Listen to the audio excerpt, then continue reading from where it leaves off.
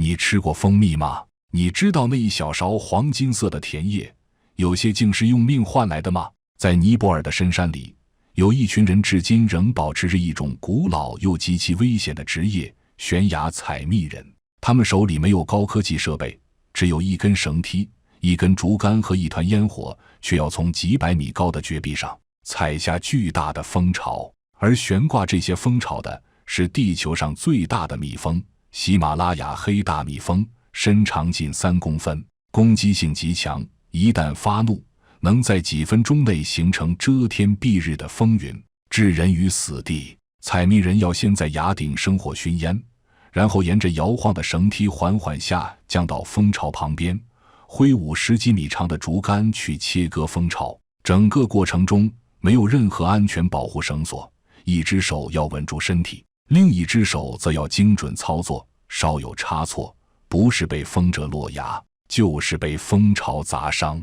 这些人大多是古龙族或马家族的成员，他们的祖先几千年来以采蜜为生，将蜂蜜视为神的恩赐。而今，在全球化冲击和生态变化的挤压下，这项技艺不仅没有被淘汰，反而因为野生蜂蜜的稀缺而价格飙升，甚至一度在国际黑市上炒到每公斤数千美元。一边是危险，一边是金钱，一边是传统信仰，一边是生计所迫。他们不是拿命搏梦想，而是拿命换生存。可问题是，在技术可以造出无人机和升降梯的今天，他们为何还要用这种原始方式去冒险？他们到底图什么？而这些血汗换来的蜂蜜，真的能改变他们的命运吗？本期我们将带着这些问题，一起走进尼泊尔的深山，看看那些站在悬崖之上，被蜂群环绕的蜂巢猎人，是如何用身体和勇气为家人带回那一滴滴来之不易的甜蜜。在尼泊尔中部，靠近喜马拉雅南麓的山林深处，生活着一个与山、雪、风共存的古老民族——古龙族。他们不是主流媒体中的焦点，也不出现在旅游宣传册的封面，但正是他们将世界上最极端、最惊心动魄的采蜜方式悄无声息地保存了数千年。古龙人是藏缅语系的一个族群，大多居住在加德满都以西的拉姆琼、卡斯基和塔纳湖等地区。这些地方海拔高，山路险，外界交通极为不便。正因如此，他们长期与自然共处，形成了独特的山地文化和信仰体系。而蜂蜜正是这个体系中最神圣的一部分。在古龙人的观念中，蜜蜂不是普通的昆虫，而是山神派来的使者。蜂巢是自然的礼物，而蜂蜜则是神明的药。每一次采蜜都不仅是一场劳作，更是一种仪式，是对神灵的回应，对祖先的致敬，对自然的臣服。而这种文化的根基就在悬崖边上。采蜜在古龙村落不是某个人的职业，而是整个村落的大事。每年春天或秋天，当山中的大蜜蜂开始筑巢，整个村庄就进入了紧张而神圣的筹备期。长老负责选定蜂巢，勘察地形，妇女开始准备藤绳与烟草，年轻男子则忙着修理竹竿与篮子。孩子也有任务，他们要负责站在山下，用歌声为采蜜人加油打气，有时还要传递工具，点燃火堆。这个过程类似一场没有观众的戏剧，每个角色都早已在血脉中写下了台词。很多采蜜人都说，他们第一次上绳梯是跟着父亲去的，那时候还不懂蜂蜜的价值，只知道父亲在天上，风在身边，山在脚下，而自己必须咬牙坚持。等到成年，自己也成了带孩子的父亲。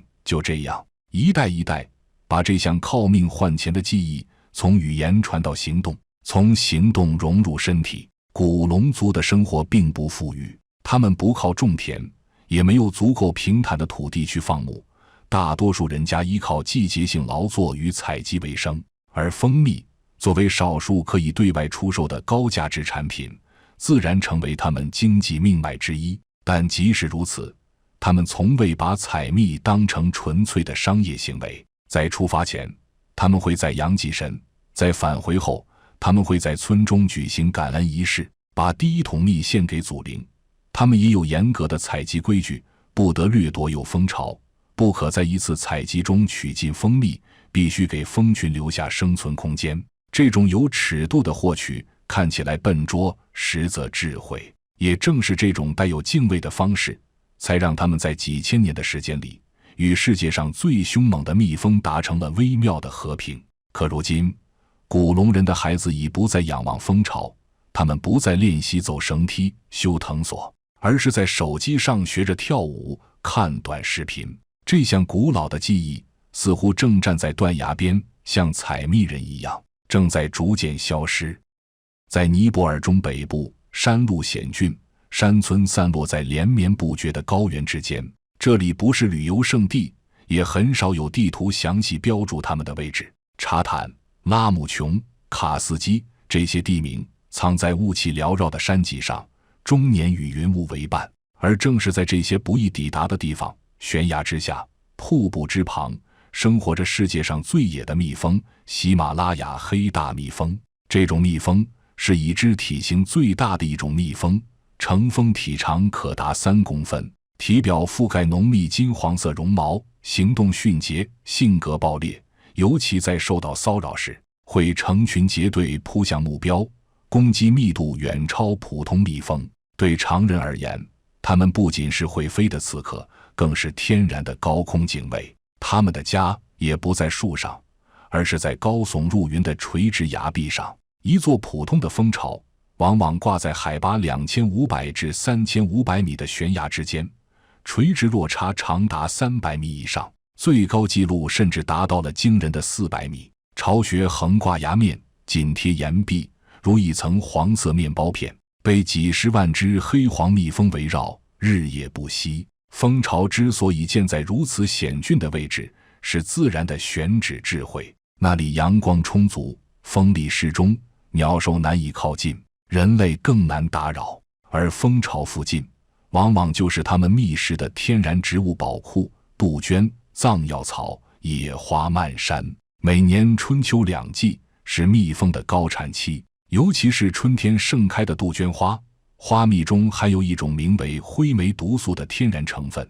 这种成分被蜜蜂采入蜂巢后，经过发酵转化，就成了一种传说中的蜂蜜。蜂蜜有着深红色或金铜色的外观，味道微苦，有强烈的药效，传说能治风湿、降血压、缓解胃病，甚至增强男性能力。但若过量食用，则会引发中毒反应，如头晕、心悸、呕吐，甚至出现幻觉。在一些地区，它还被秘密用作致幻剂，在黑市上每公斤售价高达数千美元。但无论是哪一种蜜，想从这片险地中取得，代价都是惊人的。采蜜人必须沿着陡峭的羊肠小路，背负竹竿与绳索，跋涉数小时甚至数天，才能抵达一处有蜂巢的悬崖。过程中，他们不仅要躲避山上的猴群、毒蛇与山雉，更要面对突如其来的天气变化，强风、暴雨、山雾、塌方，任何一个意外都是致命的伏笔。而在他们眼中，这不是采蜜，而是一场人与风、人与山、人与天的缠斗。地势越险，风越多，风越多，蜜越甜，蜜越甜，市场越热。这是一套从山林中自然衍生的生态经济链，但背后藏着的是一层层对身体与信仰的极限挑战。在现代城市只需刷卡、网购送到家门口的时代，尝到一勺蜂蜜已经不是难事。但在尼泊尔的这片山林里，每一滴蜜都来自某个采蜜人浑身被折、满手鲜血悬在半空时切下的蜂巢角。凌晨5点，天刚泛白，整个村子就已悄悄苏醒。男人们拎着竹竿、刀具、绳索，女人们坐在火堆边编织粗麻绳，小孩站在门口张望。空气里弥漫着草灰的味道，那是为了熏风而提前准备的柴火烟雾。今天是采蜜的大日子。在尼泊尔的山村里，采蜜不是一个人干的活，也不是一家能完成的事。它像一场原始的战争，男人是战士，女人是后勤，长老是军师，整个社区都是动员中的部队。而他们的敌人是挂在400米悬崖上的蜂巢和那群全副武装、性格暴烈的飓风。长者站在崖边，望着对面山壁上的蜂巢，一个个如锅盖般紧贴岩壁，仿佛随时可能掉落，又像被山神定在那里。他轻轻摇头，嘴里念着祭词，然后掏出一撮糯米撒向天空，为即将下崖的采蜜人祈福。愿风不怒，梯不断，人不坠。接下来是惊心动魄的主场。采蜜人将一根近20米长的竹竿举过头顶，试探性地指向悬崖上的蜂巢。他们身上没有盔甲，没有安全绳，只有一根用藤条和麻绳编成的简陋软梯，从崖顶垂直垂下，晃动不止。主采者叫丹卡，58岁，背瘦脸黑，眼神如鹰。他小心地将自己绑在梯索上，手持长杆，缓缓踏上绳梯。脚刚踩上第2节，就已开始左右摇晃，蜂群闻烟而动，嗡嗡作响，如一层云在他耳边呼啸。此刻的他，双脚踏虚空，身挂半崖，手持利器，风绕全身，唯一能依靠的是自己多年来磨出的平衡感与精准判断。他先用一块湿布捂住口鼻，以避免吸入蜂烟，然后点燃蜂巢旁的草捆，让烟雾升腾，以驱赶部分蜜蜂。接着他一手握杆，一手滑动，从上方轻巧地挑起蜂巢下缘，用刀割下那块金黄滚烫、布满蜜液的巢片。整个过程必须一气呵成，不能犹豫。只要停顿1秒，蜜蜂就会瞬间反扑。巢片一旦割下，就立刻掉入下方由藤蔓织成的蜂巢筐里，由另一人牵绳拉上。每一次割蜜都是一次生命悬挂中的对抗。有人被折得睁不开眼，有人手臂被烫起大泡，最严重的是绳索松动，竹竿断裂，掉下去的不是蜂巢，而是人。你不敢动，他就折你；你太快，他就咬你更多。丹卡说，最怕的是你手没断，绳断了。为了减少危险，每年采蜜人最多只下崖2次，每次采集约能获取10到50公斤蜂蜜，市场价不一，但在当地1剂蜂蜜足以换回1头牛或半年的主食。对他们来说，这就是命换来的。有人问，他们为什么不换机器，不带护具？其实不是没人想过，但高山环境极不稳定，机器无法爬崖，金属干扰蜂群，护具反而更危险，动作不灵便，逃不快，死得更快。他们用的是最古老的方式，因为只有这样才能在山神面前显出诚意。这是一场真实发生的，以生命为赌注的高空采猎。那些血汗与蜂蜜，浓烟与蜜蜂，山与人交织的瞬间，是现代人难以想象的日常。他们不是采蜜人，更像蜂巢猎人，用身体征服悬崖，也征服命运。你在城市买的一瓶蜂蜜，也许只是早餐桌上的一道调味，但在尼泊尔山村，它是整个家庭1年的希望，是一个男人用命从悬崖边换回的硬通货。悬崖采蜜是高风险劳动，但它背后的诱惑也确实真实存在。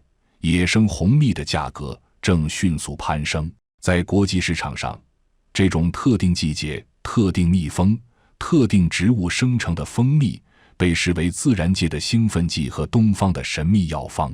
传说它能降血压、止胃痛、舒张血管，甚至提高性能力。虽然医学上尚有争议，但黑市与中草药市场对此趋之若鹜。据采蜜人回忆，早些年红蜜在当地收购价是每公斤200至500尼币，约合4美元左右。但在被中介商炒热、出口路径打通后，一些品质上乘的蜂蜜在国际市场每公斤售价可达300至3500美元不等，而瓶装精炼蜂蜜甚至被包装成礼盒，以每滴千金、男人加油站、女人美容院的噱头销售至欧美、东亚国家。不过，这一切利润并没有大比例落到采蜜人手中。现实是残酷的，采蜜人最常面对的是中间商压价。村里的人没有交通工具，没有冷藏储存条件，更不懂市场行情，他们只能将整桶蜜交给收购者，由对方装瓶加工、定价、运输。一位采蜜人常常一整天冒死工作，最多能换回2-3千尼币，约合100元人民币。这些钱勉强维持家人1个月的生活开销。而那些在崖下传递蜂巢、烤火熏烟、拉绳抬篮的助手，收入更低，有时甚至只能分得几罐蜂蜜作为报酬。这种不成文的传统分配法，让采蜜活动虽是群体合作，但最终获利却极度倾斜。当然，蜂蜜也不只是用来卖的。在古龙人心中，红蜜具备多种用途，除了用在治疗感冒、胃病、伤口、体虚等常见的病症外，还会在婚礼或丧礼时供奉祖灵，剩下多余的也会选择换牛、换盐、换衣物，也会留下部分封存在陶罐中，发酵半年以上再食用。在特定节日，村里会用蜂蜜做成蜜浆酒，男人们围坐在火堆旁饮用，说它能暖身壮胆、驱邪养神。也有人说，采蜜前喝一点蜜酒，爬崖时不会抖。但无论怎么用，蜂蜜的价值都显而易见。它是这个资源匮乏的高原村落少数可以变现的产物之一。正因为此，每当采蜜季来临，哪怕明知危险，哪怕去年有人坠崖，今年也有人重新绑上腰绳，下到蜂巢旁。然而可惜的是，在蜂蜜日益升值的同时，蜜蜂却越来越少了。有时一群人辛苦半天，仅割下不足10公斤蜂巢，有时爬了2小时，到崖边才发现蜂群已迁巢，还有时蜂巢虽在，却因气候变化而蜂蜜未熟，割下的不过是空巢。而这些空跑一趟的代价，就是一整天的绳索磨损，人力耗尽，风险白冒。甜蜜的代价从来不只是高崖，更是蜂巢未必回报，市场不懂体恤，努力不等于收获。他们不在意蜂蜜每颗值几元，他们只关心这一次能不能顺利回来，把家人撑到下一个春天。很多人看过照片，一个人孤零零地挂在100米悬崖边，一根竹竿挑起蜂巢，一只手抓绳，一只手挡风。云雾在他脚边飘，蜂群在他头顶嗡，藤梯在风中摇。他看起来像勇士，像敢死队，但其实他只是一个普通的尼泊尔山民。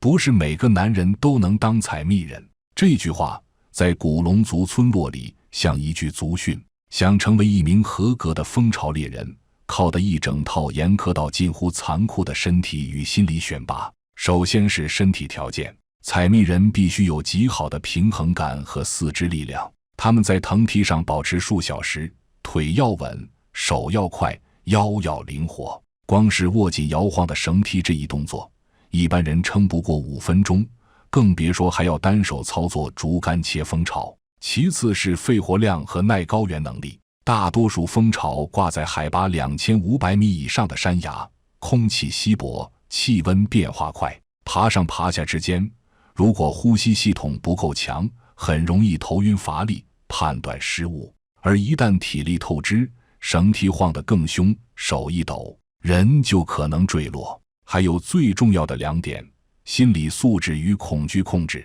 在采蜜现场，蜂群不会等你来切，他们会狂躁扑面，成百上千只围绕耳边乱飞，刺痛、骚扰，钻进衣领，叮脸、叮手。大多数采蜜人都被蛰得满脸浮肿，手臂起泡，有人甚至因过敏几近昏厥。恐惧是常态，采蜜人必须学会在痛觉中冷静判断，在蜂群中继续操作，不能乱叫，不能挣扎，不能动摇，否则就是自找死路。而这些外人看不到，他们只看到拍照时猎人高挂云中，却不知道那是几10年摸索、痛苦、坚持与运气的叠加结果。在村中，只有老手才被允许担任主裁者，而助手则从年轻人中选拔。新人最常做的训练，就是绕着村子背蜂蜜、爬梯子、举竹竿、点蜂烟，一练就是3年。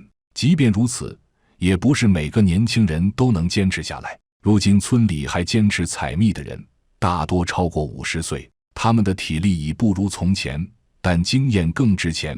蜂从哪里来，蜂群什么时候躁动，哪一块蜂巢快熟了，这些都靠眼力和直觉。但这也意味着一代老去，一代不接，整个记忆也许很快会消失。年轻人看着父辈满身伤痕，每年只赚几个钱，转身就去了城市打工，而留下来的老人则像孤独的守林人，守着蜂群，守着信仰，也守着一种没人再学的技艺。不是谁都能当采蜜人，不是因为这门手艺多高深，而是因为它太苦、太慢、太险。而如今，愿意吃这苦、称这险的人越来越少了。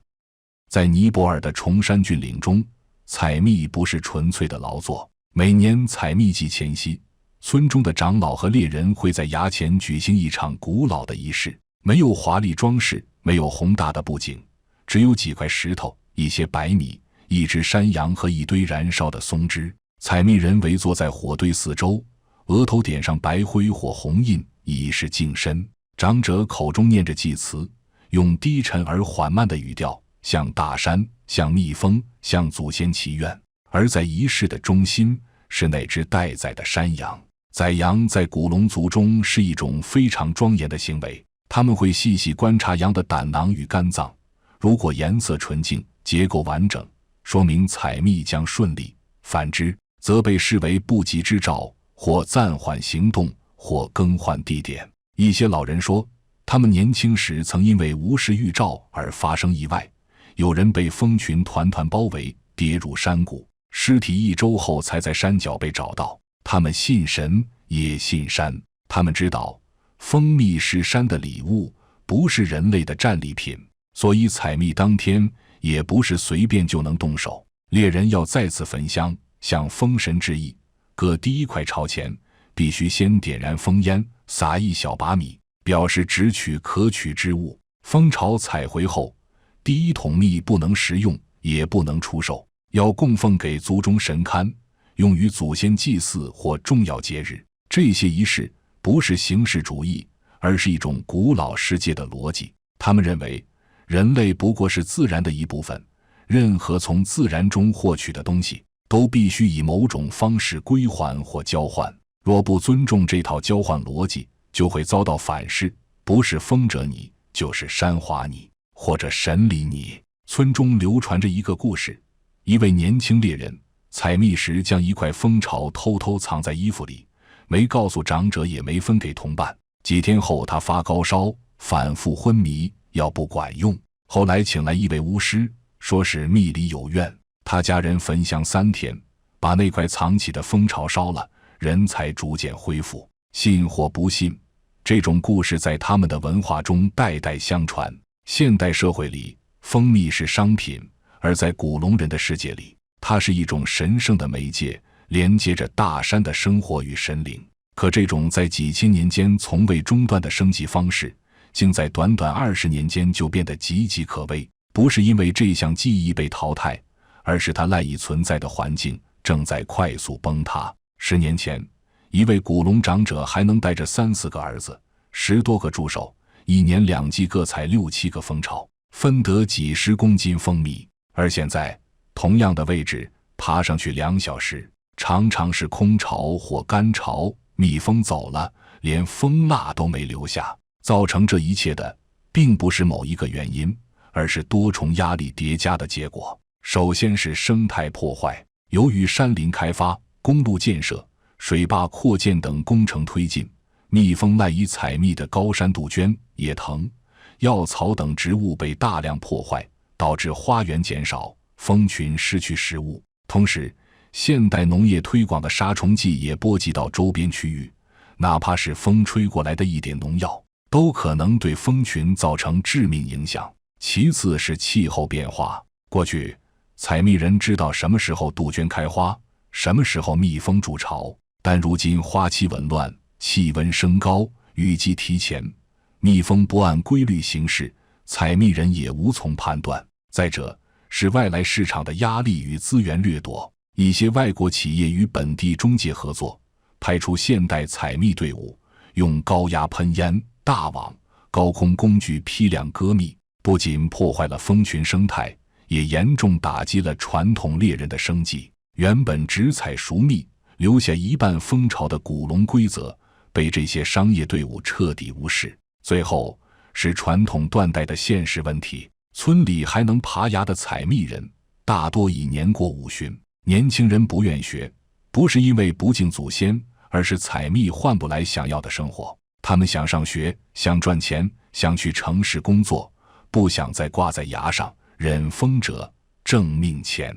有几个年轻人试着跟父亲学绳梯，学割蜜，但真正登上崖面后，大多望而却步。他们的脚发抖，手出汗，面对蜂群时心跳失控。于是一场文化的消失，不是轰然崩塌，而是悄悄断了线。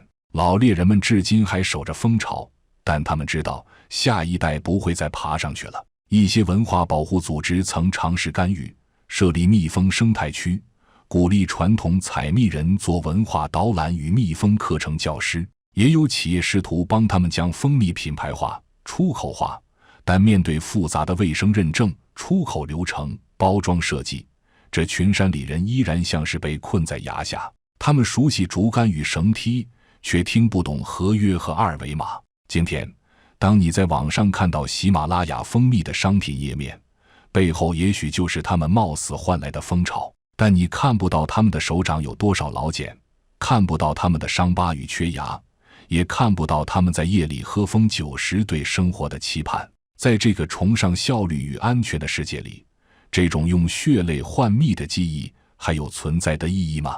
这或许没有答案。长视频制作不易，如果您还喜欢本期内容，欢迎订阅、点赞、转发，我们下一个视频会更精彩。